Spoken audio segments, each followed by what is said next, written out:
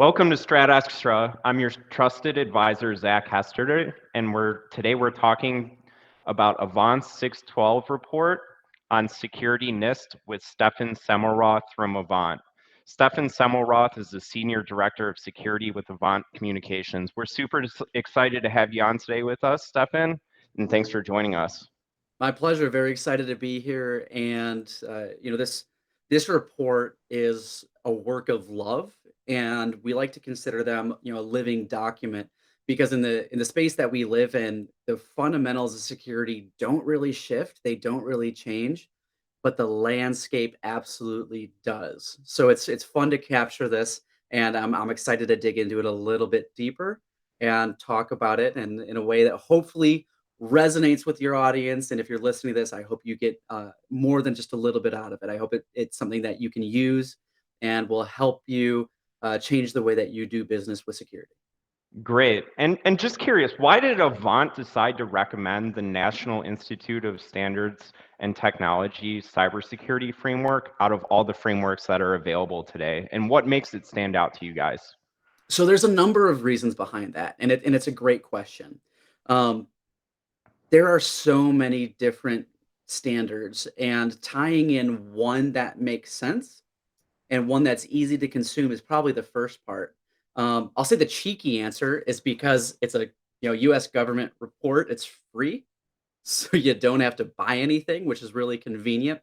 And it's really along with a couple of the other structural frameworks out there that go far deeper. It's a very good actionable mental model, and because it's so actionable, it really allows companies to embrace the mindset, embrace the foundations, and apply them locally. So it's really good. It's also it ties in and maps very nicely to other control frameworks and operational frameworks that exist without going too deep. So you can use this framework everything from internal operations all the way to and we'll maybe even talk about this a little bit, using this as a way to queue up conversations with executive stakeholders and the board. Makes sense. And can you explain what the 6 to 12 portion of the report, what that means to you guys? Oh, absolutely. So when we look at a lot of reports in the industry, many of them look at what's happened retroactively, what's happened in the past. And then you've got other reports in the industry that say this is broadly the future of cybersecurity. And we specifically chose 612, and it stands for what we think is going to happen in the market 6 months to 12 months from right now. So, what are those things that you, as a CIO, a CISO, a CTO, what are the things that you need to know about the market transitions right now so you can build them into your operational timeline, your financial timeline, your digital monetization timeline? Build all of those in such a way that you can see the future with just enough that you can do something about it without being so far down in the future that there's it's a nice to have but not a need to have. So we're really trying to answer that market niche that really not many other people are addressing right now. Yeah, no, that totally makes sense to me because obviously, if we're looking too far in the future, things can change so quickly. And in 6 to 12 months with technology, they change so quickly. So that makes total sense on why you guys do that. Now, the Avant NIST report, it also explains that there's 3 levels of security maturity that are reactive, proactive, and adaptive. How can trusted advisors help companies mature from reactive to adaptive? Another great question. So as we look at it, um, going from reactive to proactive to adaptive is a big, big, big shift. And as we really drill down into it, the models that we use already exist. So if we look at, say, a good sales process or a good program management process, they often start into that reactive stage. And you can feel it when you, like, as a consultant, when you go into a company, or you talk to a client that's new, you can kind of feel where they are in that stage. Those pre-seed clients are usually very reactive, and they need to be in order to stay competitive. And then proactive is where a lot of companies kind of sit. They get out of the reactive phase, they build some process, they start, doing really strong onboarding with their employees, and organizationally, it's a nice place to be. But it's not really adaptive to the market, which gets back to the 612 concept, right? What's going to happen in the market? So when we take that mentality and we shift it down to the security landscape, most companies really struggle to invest in the people, process, and technology for security. And that leaves a couple, one, two, maybe three people that are security is a second hat. It's not their primary opportunity, their primary business. And this is different, all different levels. We can talk about whichever one you'd like. But usually what we see is without the people investment, we never really get to process. And without process, we never really drive technology or business outcomes. And that's where shifting that organizational maturity is so important. And the route to get there really needs to be a dedicated plan. It absolutely needs to be a dedicated plan, just like every other silo in a company. So that route takes substantial vision. It takes substantial communication with other stakeholders across the organization. It can't just be one guy or gal that says this is the vision of security in their own silo. On a note, I was at a company pre-COVID. I walked in and went to the security section, and on their marker board, it literally said "Silo of Excellence," which which is a tough place to be in. And and they were working to expand out of that and get to break down those silos. But um, when we look at some of the higher level certifications in the industry, they were literally designed to take technically astute engineering wizards and give them the skill set that they need to speak to the business level. So if we go back even just 10 years, there were very, very few CISOs, chief information security officers, that had an MBA. And that was really tough as an industry. That was very reactive because it meant that as security practitioners, we weren't speaking the language of the business, which meant we were very much self-limiting ourselves to be reactive. And that good cross organizational communication and then building out a roadmap and that integration strategy, that liaising, what you'd expect out of, say, really a mid-grade program manager, not just project, but program manager, and looking cross-functional, building that capacity in the industry is super incredibly important.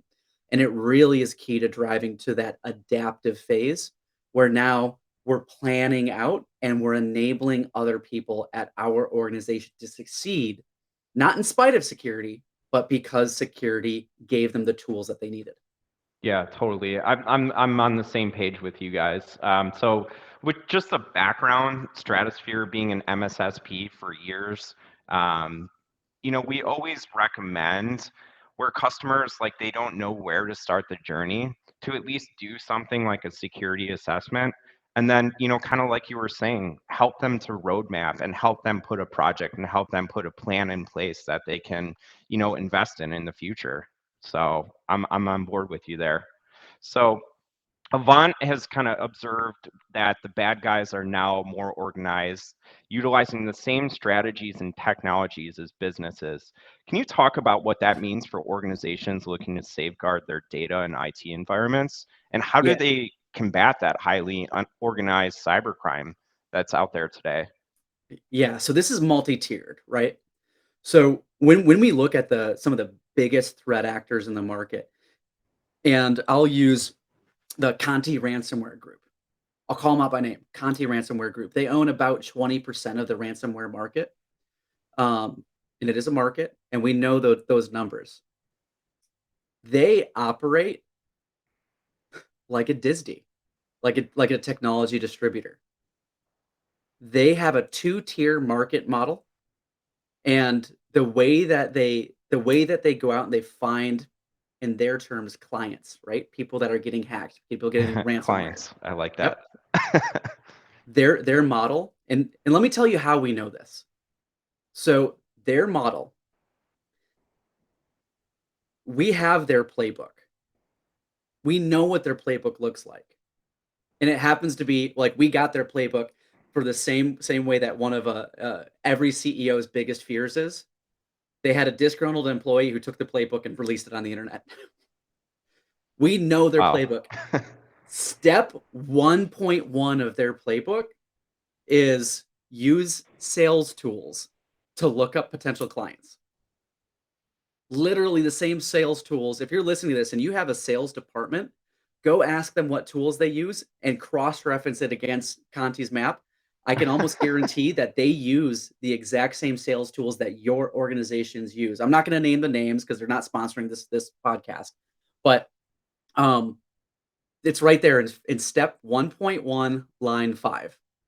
And so the part of the question is that I talk when I'm talking with clients all over the world is Conti's partner ecosystem that are using your sales tools, are they better at using your sales tools than you are? And that's a really tough question to answer.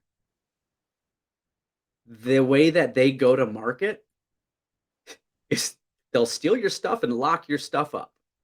So like they've got more leverage than your sales team potentially. So as we dive deeper into it, their referral agreements. So remember, two-tier model. The way that they work, and this is same with Lockbit and a couple of the other Hive and Ragnar set for the tool set. The actual ransomware family usually develops the software.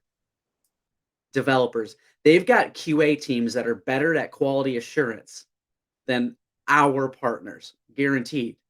Because if they deploy ransomware and the key doesn't work, ain't nobody gonna pay them in the world. So their QA teams are very good. So they build it. And then they say, "Hey partner, you're basically going to be a consultant for us. What we want you to do is we want you to bring us qualified leads where you've got to hook into an environment."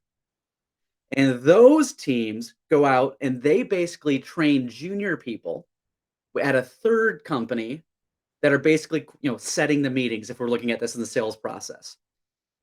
It's this third company that's scanning the internet for open remote desktop, for uh, file shares that aren't locked down or not patched, at websites for vulnerabilities that are known. So they'll find those hooks. So they'll just go buy credentials. See it all the time. They'll just go buy a credential. Then they hand it off to the mid company. They're the ones that do the hunt around the network. They're trying to go find a legal SharePoint folder that says how much insurance you've got.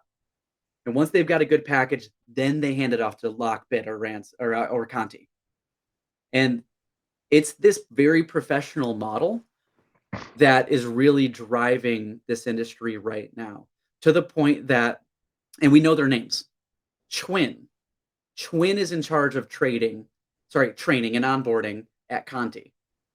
And what he does is he takes people that their HR team, when they post literal job recs out to the internet, Chwin trains them and then hands them off to the other people in the organization. It's literally their onboarding. They get to know the data set. They get to know the lockout tools.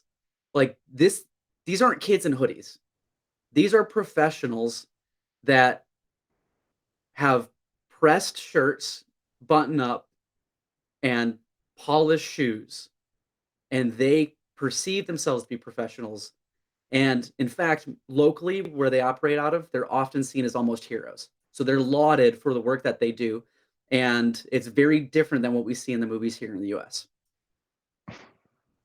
What tool sets can a business have to protect themselves from like groups like this? Yeah. So um, as we really look at it, the tool sets themselves often don't meet the need.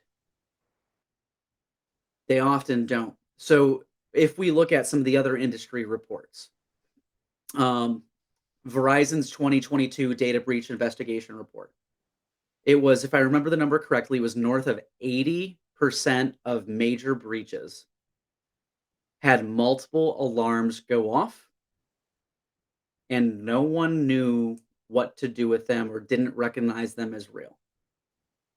So the tools in place is a great place to start, but that's where we're still from a reactive to a proactive to an adaptive environment. And usually what we see is not just having the organizational maturity to look at an alert, but having the organizational maturity that says, if this check engine light on on our SharePoint goes off, well, why? What endpoint did it come from? And if we know what endpoint it came from, was there an alarm that got sent off there? Do we need to do some forensics on that endpoint? What users have logged into that endpoint? Because if SharePoint alarm fired and it came from an endpoint and multiple users have logged in, that potentially means that multiple people's usernames and passwords have been compromised, which means we need to go into Active Directory or another identity solution and really start looking somewhere else to try to solve this problem. So the more proactive, and we'll say tier two, tier three, tier four support and visibility allows you to build what some of our partners call actionable stories. So it's not just an alert, bad login attempts. Okay, that doesn't tell me anything. It doesn't allow me to take action because I don't know the full story behind it. So um, when we look at the categories of NIST, identify, protect, detect, respond, and recover, we can start overlaying those. And this will be in the next 612 report because it's coming out really after that 12-month tier. This is really pushing the industry. Sunil Yu, the gentleman that really developed this, is I think super forward leaning, and there's really a brain trust of people that are working together to solve this and how we communicate it. But when you start overlaying devices, applications, network data, and users with the NIST fundamentals and functions, now we can visibly see where a solution fits, not just a tool, but where a solution fits. And that allows us to then build our roadmap and get actionable stories to help our companies stay afloat and even better, help our clients have increased confidence in us as a business partner. Exactly. Yeah, and I think it just goes into a point you made earlier, having the correct, it's not about having one tool set, which I completely agree with you there. You can have all the great security tools in the world, but it's having a combination of people, people, technology, and processes in place to be able to help to protect businesses. Like, for example, we're working with a gaming firm that's based in Malta. They have like 1,000 employees. They were running a SIM tool set, which I won't mention what it was. It was a major enterprise SIM tool set out there. Well played. But Keep your cards close to the chest. exactly. This specific client, they're based in a very small country in Europe, and they just did not have the engineering resources in-house to be able to hire the correct people to manage that SIM tool for them. So, working with Avant and working with you guys, we were able to find a partner and a provider to help manage this for them 24/7, 365. And that's kind of the value we can bring to a lot of customers and the value that Avant can bring to our customers looking to invest in it. So Oh, absolutely. And along that data set, almost every analyst, whether it's the large companies that that put out the industry reports, or the smaller companies that are focusing on these really industry leading platforms and technologies, they almost all say the exact same thing. And I'll share it here because I think it's very important in the space. When you're looking at these advanced technologies, whether it's IAM or PAM or a cutting edge SIM tool, if it's so cutting edge, you can't find the people to to train on them. And if it's so cutting edge, is the partner doing really amazing up to date documentation?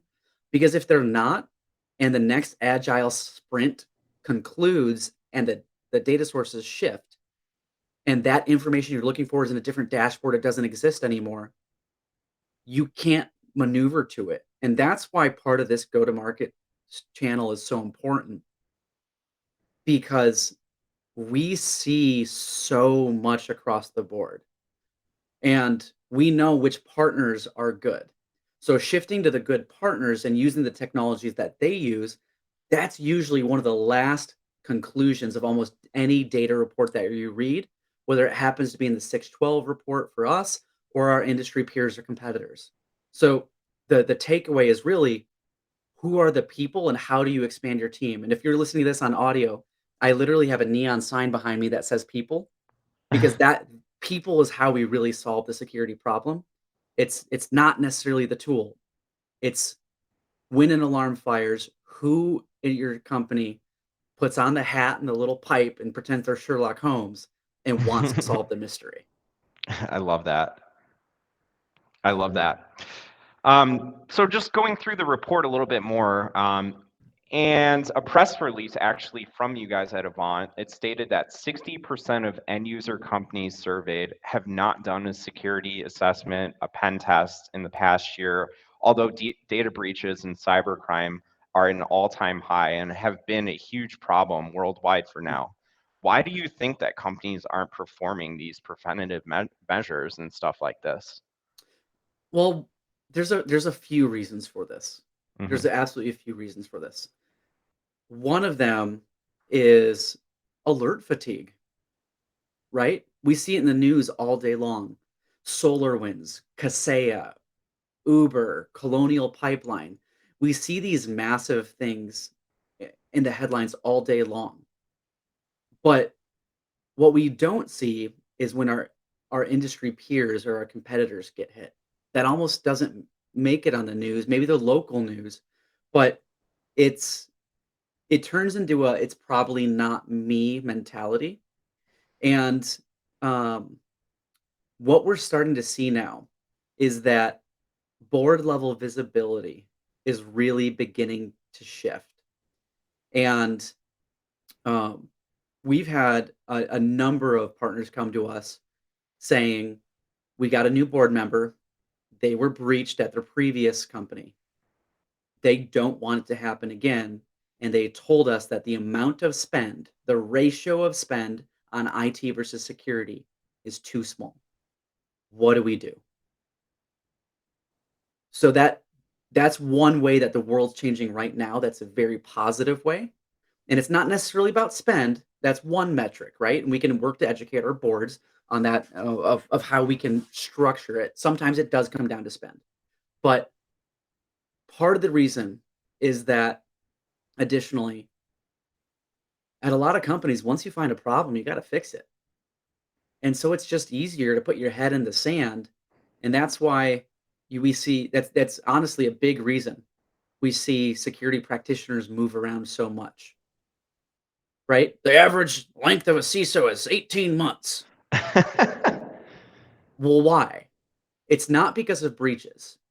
It's because they're usually brought in and told, "We want you to build this program." And they come in and they assume responsibility to do a program, but they're not allowed to provide accountability to the people that actually own the systems. And when you bring in someone as a change agent, but you don't authorize them to make changes, it's incredibly frustrating. And so that's often why security practitioners, who most of them, when you look at the market, and I've got the data to do this. I Not this year, but in years previous, I've got a lot of years where I've mentored between 2 and 300 people a year, and most of them I have do a personality test. And I can tell you that there are literally more people in this space that are by definition advocates that want to make positive change for the importance of people. And when we don't give them the tools that they need to succeed, they're going to go find a place where they can make change. That makes perfect sense to me. Yeah, I love that response. Thank you. So, so, so zero trust has emerged as a go-to approach for businesses that want to combat internal and external threats. Why is zero trust the best approach at this point, in your opinion? Or if not? Um, So I could give you a few different answers on this. I could give you, the academic answer, I could give you the sales answer, I could give you the consultant answer. I could just say it depends. But let me give you my answer. So, um, as when you start really teaching somebody network engineering, um, i- going back, 20 years, when you start teaching them the fundamentals of operating systems, and you start to see them, there's this point, this pivot point, this shift, an inflection point. You can literally see their eyes get bigger, and they start thinking like, okay, this thing goes on that port, and this service we tie through that service. And if I really just wanted to exploit that and I wanted to try to get information from here over there, well, then I could do it this way. And they start thinking of it from an attacker's perspective. And then they start thinking about it from a defender's perspective. And they say, okay, if I run my DNS and instead of being on port 53, if I do it on port 55, it'll be harder for an attacker to find. But then if they just look at the traffic, they'll be able to figure out where the server actually is. And so, what if I, instead of going from 55, what if every couple minutes I change it to a different port? What if I change it and change? And then, and you go, what if I just change everything all the time? Well, no, that's chaos. So that's not going to work. So then what do I do next? And they start getting into segmentation. And so you can watch kids in high school, kids in middle school, kids in grade school. You can watch them, lead them down this road, and the answer they will get to is zero trust every time. And it's fun to watch them. You can see them get excited. So zero trust is the idea that entities, so people, boxes, software systems, should only be able to see what they're allowed to access, and we should do a lot of checks before we actually give that access. So I'll give a great example here of a failed implementation of zero trust. In 2004, I was doing a network assessment, and I was looking at it from a perspective of availability. We were seeing a lot of unnecessary slowdowns on this network. So I started to dig into it a little bit deeper, and I realized that this massive network had no segmentation whatsoever. There was nothing segmenting it. You could see 50,000 endpoints, all of the infrastructure from any single thing that was on the network. And so for what I actually recommended was, if we break this up a little bit, your user experience is going to go through the roof. We're talking like 100x user experience. Literally something that would take a minute and a half to load will now load in 1 second. Years later, de- decades later, um, I happened to be in that town when they had a public announcement that there was a breach. And I showed up and I walked in and I said, "Hey, listen, I know your network from a while ago. You have a great mission. I'd love to do this pro bono for you. Give me an NDA. Let's take a look and see if I can help you get out of this breach." Because I'd been a little delinquent on giving back to the community that month. Um, I walk in and I said, "Hey, does your network still look like this?" And I laid it out. And this is literally like 15 years later. And they said, "Yeah." "How do you know that?" I said, "Oh God, they didn't do the recommendations that I made 15 years ago." Um, and that's why ransomware spread so quickly across that network. So when we start driving to it deeper, it really, really, really moves the needle. And it just says who and what can access something, what can they access, when can they do it, and what are the things that we need to check before they can do it. And when you start thinking of it from that perspective, man, you're really going to move the needle, because zero trust assumes that you already have bad people on your network. That makes They're sense. already here. They're already here. So going off of that example that you were kind of telling about with the business that hadn't implemented those changes, and maybe for like a firm that is listening that wants to implement a zero trust strategy, what is the biggest like obstacle that they or obstacles that they can avoid when implementing a strategy like this? Great question. So I mean, this like that. This is literally a $2 million question. Um, so traditionally, the answer used to be very detailed network segmentation, very, very detailed segmentation. And that came out of a lot of the like me, my background, um, military type of cyber units that have enough people in order to really maintain that um, level of segmentation across the network. Now this the meme among CISOs is that network segmentation projects are where CISOs go to die. Uh, they still absolutely work. So subnets and VLANs, yes, do them. 802.1x, yes, do it. But really, we're seeing uh, the shift from MPLS to SD-WAN to SASE and implementing zero trust fundamentals from the network access perspective. We're really seeing that move the needle in a lot of ways. And that goes back to Google's Beyond Trust, Beyond Corp papers and John Kinderbag previous to that, and even other intellectuals, back into the 70s. And um, the other route is deploying zero trust at the endpoint. Because if we can capture and block the network access from the endpoint before anything even goes out, then we're really going to move the needle. And then if you combine that with a really, really good identity practice, because we are assuming that the bad guys are already here. They're already in the network. Once we do that, we start to think differently. And as we implement who and what can access what, where, when, and how, we can move the needle. So I really like endpoint zero trust. I really like network access zero trust. And then if those aren't in the budget, really building the maturity of the identity team. And usually that comes down to help desk, which is fine. But it's again back to the Conti concept. Are they using our tools better than we are? Yep.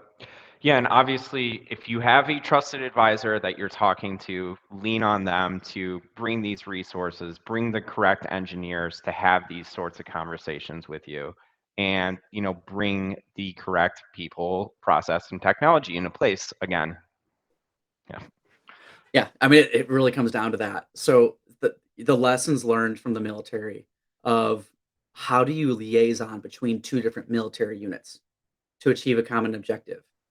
Those lessons, when you apply those at the organizational layer to align remember the silo of excellence and turn it from a silo into a combined team to get everybody going in one direction, phenomenal, phenomenal.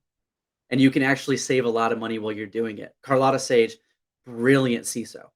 One of the things that she does, she's got presentations all over, and actually, Cayman Islands this year, we're presenting, hopefully not at the same time together at a conference. She's giving a talk called, it's one of my favorite talks that she gives. It's called "Show Me the Money," and the concept is how can we use security to save money and in order to align investments at an organization.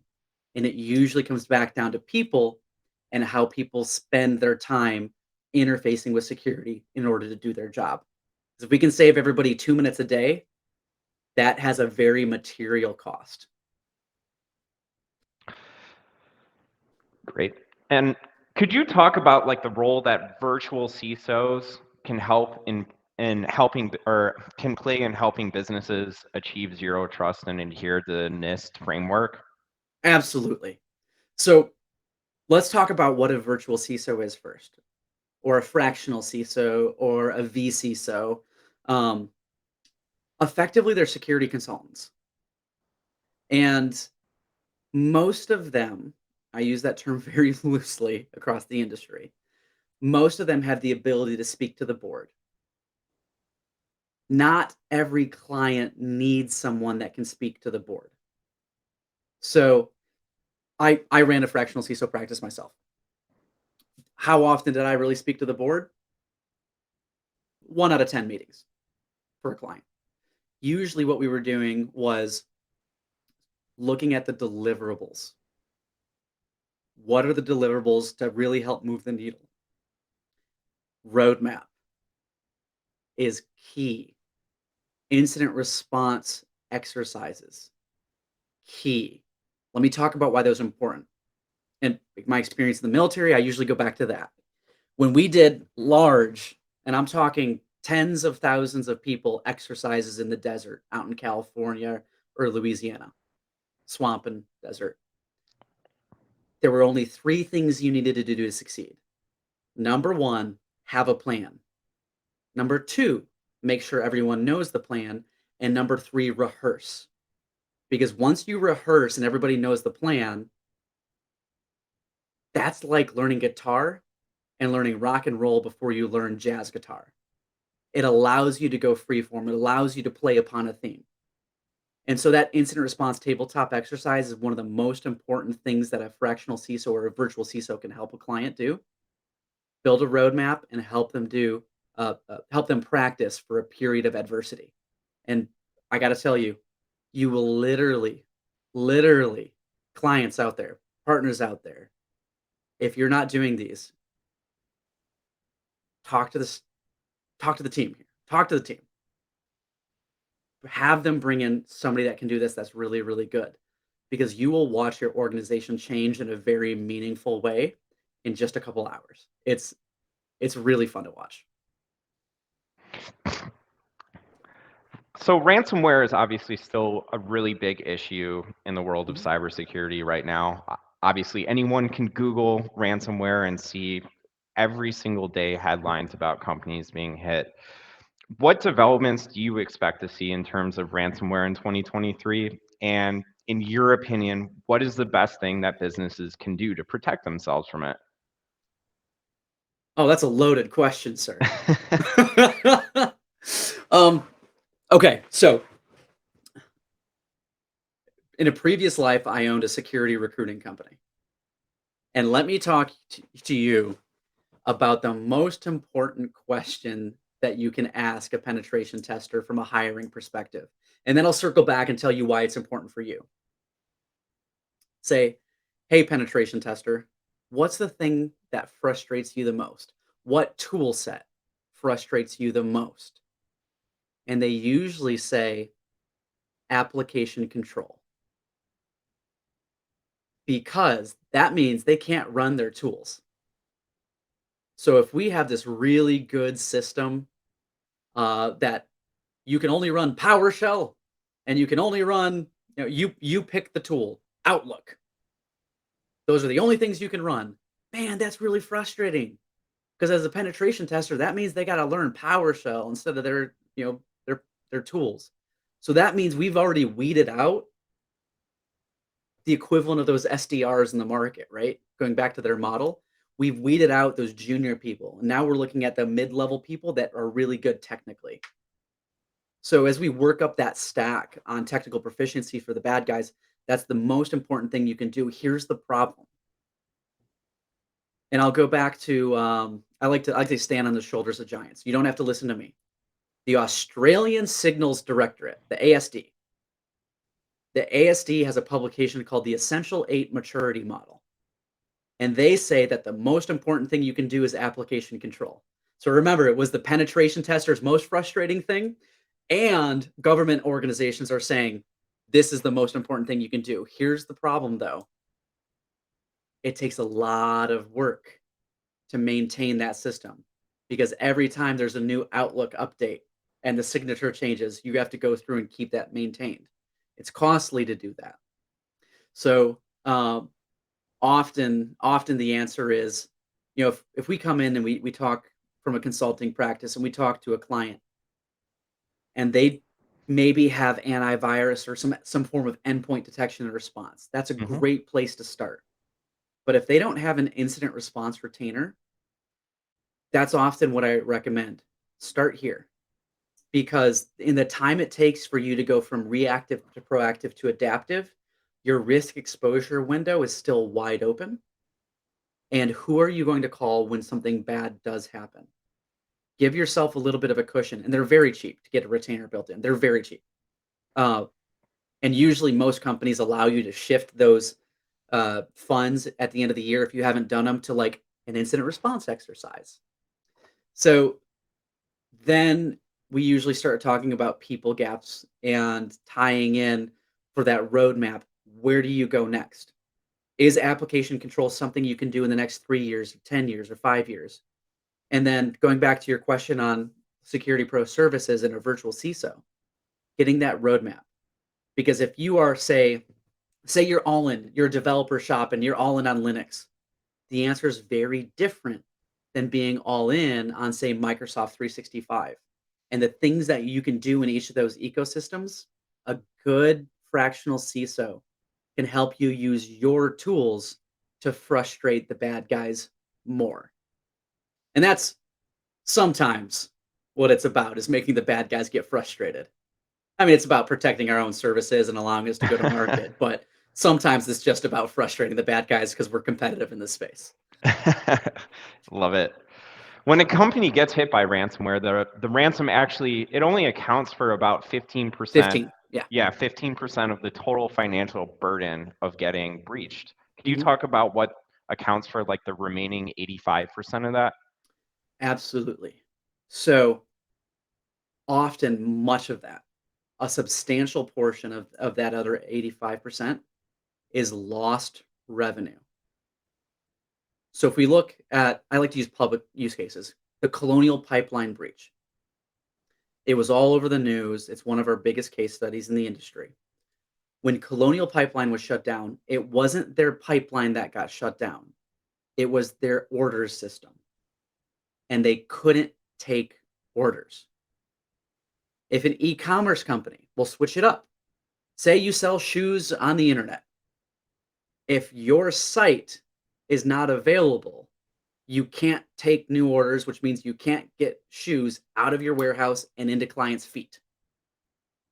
And that's a large portion of it. Because if you're an e-commerce company and you're down from Thanksgiving to Black Friday and through the weekend, you might miss 20% of your revenue for the year. That's tough. That's real tough. A lot of the other costs go into incident response and forensics and disaster recovery. And depending on how egregious the attack actually is, sometimes it's literally replacing racks, hardware, sending people in trucks to go to a data center to swap stuff out. We had an unfortunate incident where someone came to us and they had 1,000 sites all across the West Coast, and they actually had a legitimate need to send people in trucks to 1,000 sites. That's Wow. tough. That's Yep. tough. Yeah, we've had some similar scenarios being an MSSP ourselves, where we've had to completely rebuild things for prospective clients that came in. They were breached, and we've had to do it from the ground up, and something that's extremely work intensive. So don't get in that place. An Easier ounce said of than done. prevention is worth a Yes. pound of remediation. Yes, exactly. So you guys have said that companies need to put in the work ahead of the regulatory push just as much as they need to be ahead of our adversaries. How can business leaders accomplish that, and what regulatory developments do you expect to see in 2023? Yeah. Um, so here locally in the US, and I'll start talking about the US markets. I believe that this year we'll see a lot of privacy change, additional privacy laws. Most of them are driven and modeled after California's uh, uh, CCPA. I believe that mandatory reporting for distant classifications, those policies will gain more teeth. Um, I think that New York DFS will continue to really drive some of this on the East Coast as well in the financial services space. Um, those those definitions are going to be strongly worked around by legal teams. Um, I think the strong legal focused lawyers are going to be a hot commodity here soon. They already are, and they're going to be even more in demand. Um, and I think, Organizations like the Department of Homeland Defense are going to continue to really, again, gain more teeth and like the elevation of uh, uh, the cyber force to a combatant command is going to be massively huge. And I think what we're going to see through like Interpol, if we look outside of the US, is much more strong push for extradition for those safe harbors for the ransomware partners.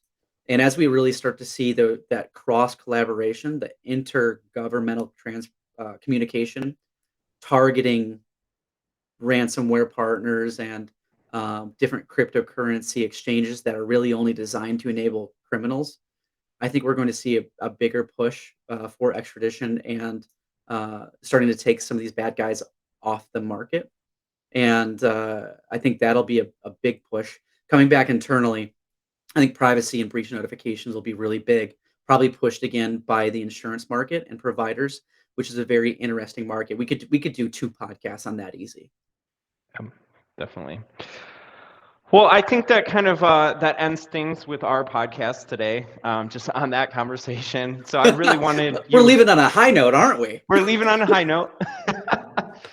So I wanted to really thank you for your time. Thanks, Stefan, for joining us, and thanks to all the listeners for listening to Strat Xtra. And stay tuned for our next episode.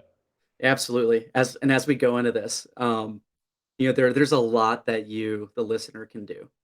There's a lot that you can do. As you dig into it deeper, the more you can do with your own systems, the better. And finding a partner that can help you do that. I mean, you're talking to one of them right now, and this whole thing is a teamwork. So the industry has modernized so much, and there's so much great teaming out here. The access to information is only getting better. So continue to go out, find great partners, and stay tuned. Thank you.